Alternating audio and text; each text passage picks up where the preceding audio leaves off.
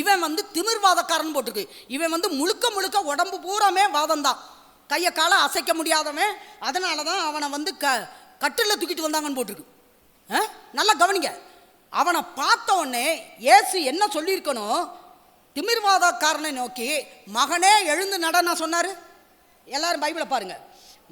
திமிர்வாதக்காரனை நோக்கி மகனே மகனே திடன்கொள், உன் பாவங்கள் உனக்கு மன்னிக்கப்பட்டது.